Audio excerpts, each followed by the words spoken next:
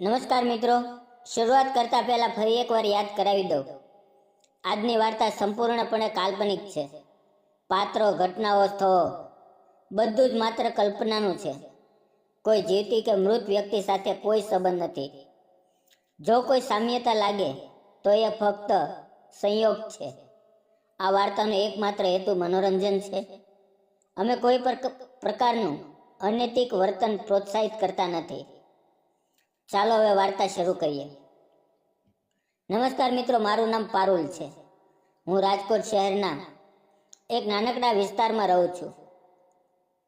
મારા પતિનું નામ હતું હરેશ. અમારા લગ્નને માંડ 3 વર્ષ થયા હતા. એ ખૂબ હસમુખો, સપના જોનારો માણસ હતો. એનું સપનું હતું કે એક દિવસ પોતાની નાની મોટરસાયકલની ગેરેજ ખોલે. એ રાત દિવસ મહેનત કરતો, લોકોની બાઇક રિપેર કરતો. લોકો એને હરેશ મિસ્ત્રી કહીને ઓળખતા. પણ નસીબમાં શું લખાયું હોય એ કોણ જાણે છે. એક રાતે એ એક ગ્રાહકની નવી બુલેટ લઈને ટ્રાયલ માટે ગયો હતો. રસ્તામાં એક ટ્રકવાળાએ ઓવરટેક કરવાના ચક્કરમાં એને ધડાકો મારી દીધો. હોસ્પિટલમાં લઈ જવાયા ત્યાં સુધીમાં એ દુનિયામાં નહોતો રહ્યો. એ વખતે હું 7 મહિનાની ગર્ભવતી હતી.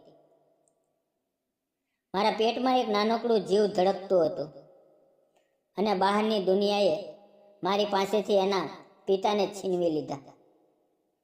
2 મહિના પછી મને એક દીકરી થઈ. એમનું નામ મેં હર્ષિતા રાખ્યું, કારણ કે હરેશની યાદ હંમેશા મારી સાથે રહે એવું મેં ઈચ્છ્યું હતું. હરેશે થોડા ઘણા પૈસા બચાવ્યા હતા, પણ એ ખૂટવા લાગ્યા. ઘરનું ભાડું, દીકરીની દવાઓ, મારી માંદગી, બધું એક સાથે આવી પડ્યું. હું રાતે રડતી, દિવસે હસવાનો ઢોંગ કરતી. મારી સાસુ એકલા હતા. એમની તબિયત પણ નબળી. એક દિવસ એણે કહ્યું, બેટા, હું નથી રહેવાની, તું જીવતી રહેવાની છે. તારે હર્ષિતા માટે જીવવાનું છે. મેં નક્કી કર્યું કે મારે નાની મોટી નોકરી કરવી છે. મેં બીકોમ કરેલું હતું. થોડું કોમ્પ્યુટરનું જ્ઞાન પણ હતું. મેં શહેરની ઘણી ઓફિસમાં અરજી કરી. ઘણા ઠેકાણે લેડી હોવાની ના પાડી. આખરે એક મોટી ટેક્સટાઇલ કંપનીમાં એકાઉન્ટની નાની પોસ્ટમાં હોય. મહિને 12,000 રૂપિયા. એટલે શું થાય? ઘર ભાડે, દીકરીનું દૂધ, દવા, બસ પાસ. છતાં મેં કામ શરૂ કર્યું. કંપનીનું નામ હતું કિષ્ના ટેક્સટાઇલ્સ. માલિક હતા શ્રી કિશોરભાઈ પટેલ. ઉંમર લગભગ 45-47 વર્ષની. એ લોકો એને કેબી સાહેબ કહેતા. ખૂબ શાંત, ઓછું બોલનારા, પણ ખૂબ સમજુ માણસ. એમની પાસે 2 મોટી મિલો હતી, એક રાજકોટમાં, એક સુરતમાં. લોકો કહેતા કે એમના પત્નીનું નિધન થયું છે. એકનો એક દીકરો છે જે અમેરિકામાં રહે છે. મારું કામ હતું બિલિંગ, પેમેન્ટ ચેક કરવું, બેંકના કામ. શરૂઆતના દિવસોમાં હું ખૂબ ડરતી. એક દિવસ મેં એક મોટી ભૂલ કરી. એક સપ્લાયરનું 85,000 રૂપિયાનું બિલ ડબલ પેમેન્ટ થઈ ગયું. મને ખબર પડી ત્યારે મારા હાથ પગ ઠંડા પડી ગયા. મેં રડતા રડતા કેબી સાહેબની ઓફિસમાં જઈને બધું કહી દીધું. મેં કહ્યું, સાહેબ, મારી નોકરી જતી ન કરતા, પણ હું આ પૈસા પાછા ભરીશ, થોડા થોડા કરીને. એમણે શાંતિથી મારી તરફ જોયું, એક ગ્લાસ પાણી મંગાવ્યું, મને પીવડાવ્યું અને કહ્યું, પારુલ, ભૂલ દરેક માણસ પાસેથી થાય છે. મેં પણ જિંદગીમાં ઘણી ભૂલ કરી છે. એ ભૂલ સુધારવાથી જ માણસ મોટો બને છે. તમે ચિંતા ન કરો, હું સપ્લાયર સાથે વાત કરી લઈશ. અને ખરેખર એમણે એ જ દિવસે ફોન કરીને પૈસા પાછા મંગાવી લીધા. એ પછી એમણે મને ખૂબ સારી રીતે ટ્રેનિંગ આપી. ધીમે ધીમે મારું કામ સુધરતું ગયું. એક દિવસ હર્ષિતાને ખૂબ તાવ આવ્યો. રાતના 2 વાગ્યે હોસ્પિટલ લઈ જવી પડી. મારી પાસે પૈસા નહોતા. મેં ઓફિસની એક સહેલીને ફોન કર્યો. એણે કેબી સાહેબને જણાવ્યું. આખી રાત હું હોસ્પિટલમાં બેઠી હતી. સવારે 6 વાગ્યે જોઉં છું તો કેબી સાહેબ પોતે આવ્યા છે. એમની પાસે એક નાનકડી દીકરીનો ડ્રેસ અને રમકડું પણ હતું. એમણે હર્ષિતાને ગોદમાં લીધી, એના માથે હાથ ફેરવ્યો અને કહ્યું, ચિંતા ન કરો, બધું બરાબર થઈ જશે. એમણે બિલ ભર્યું, ડૉક્ટર સાથે વાત કરી અને મને ઘરે મૂકી ગયા. એ પછી એમણે મને કહ્યું, પારુલ, હવેથી કંઈ પણ થાય તો સીધા મને ફોન કરજો, હું છું ને. ધીમે ધીમે એમની સાથે વાતચીત વધવા લાગી. એમણે મને કહ્યું કે એમની પત્નીને કેન્સર હતું. 4 વર્ષની લડત પછી એ ચાલી ગઈ. એમનો દીકરો રુદ્ર અમેરિકામાં છે, લગ્ન કરીને સેટલ થઈ ગયો છે. ભાગ્યે જ વર્ષમાં એકવાર આવે છે. એમનું ઘર મોટું છે પણ એકલતા ખૂબ છે.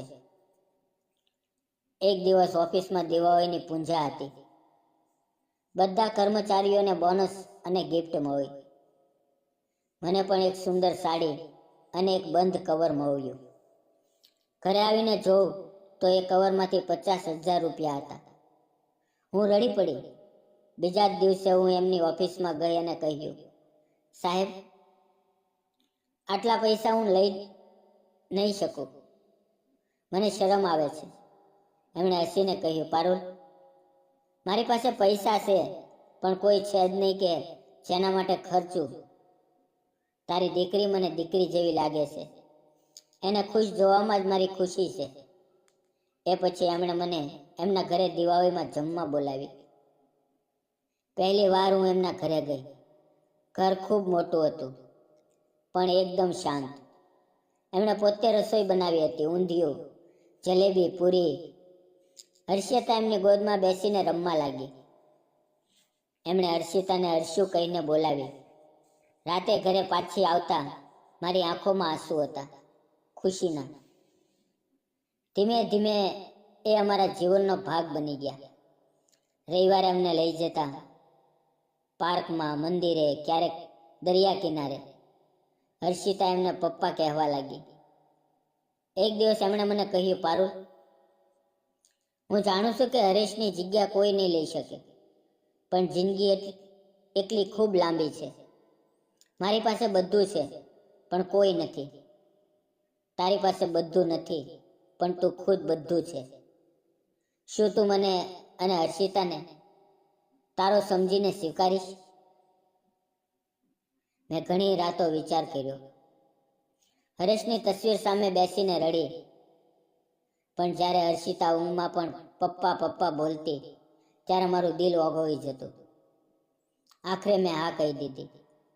અમે ખૂબ સાદી રીતે લગ્ન કર્યા, ફક્ત પરિવાર અને થોડા નજીકના મિત્રો. હર્ષિતાએ લાલ ડ્રેસ પહેર્યો હતો અને કિશોરે મને ગળામાં વરમાળા પહેરાવી. એ દ્રશ્ય જોઈને બધાની આંખોમાં આંસુ હતા. આજે હર્ષિતા 7 વર્ષની છે. એ બેસ્ટ સ્કૂલમાં ભણે છે. કિશોરે એનું નામ પણ બદલ્યું નહીં. એ હજુ પણ હર્ષિતા હરેશ કુમાર છે. ઘરમાં હરેશની તસવીર હજુ પણ છે. અમે એની સામે દરરોજ દીવો કરીએ છીએ. કિશોર કહે છે, એની દીકરી મારી દીકરી છે. આજે મારું ઘર હસે છે. હર્ષિતા સવારે ઉઠીને 2 પપ્પાને ગુડ મોર્નિંગ કહે છે. એકને તસવીરમાં, એકને સામે. અને હું માનું છું કે જિંદગીમાં પ્રેમ ક્યારેય ઓછો નથી થતો. એ ફક્ત બદલાતો રહે છે, વધતો રહે છે. મિત્રો, તમને શું લાગે છે? પારુલે જે નિર્ણય લીધો એ સાચો હતો કે નહીં? આ વાર્તા એક જ વાત કહે છે, જિંદગીમાં ક્યારેય એક જ દરવાજો નથી હોતો. જ્યારે એક બંધ થાય છે ત્યારે બીજો પણ ધીમે ધીમે ખુલતો જાય છે. ફક્ત એને જોવાની અને સ્વીકારવાની હિંમત જોઈએ. તો મિત્રો, વાર્તા ગમી હોય તો વિડીયોને લાઈક, ચેનલને સબસ્ક્રાઈબ અને એક નાની કોમેન્ટ જરૂર કરજો. ફરી મળશું આવતીકાલે એક નવી વાર્તાની અંદર. ત્યાં સુધી આવજો. વિડીયો પૂરો જોવા બદલ આપ સૌનો દિલથી ખૂબ ખૂબ ધન્યવાદ મિત્રો.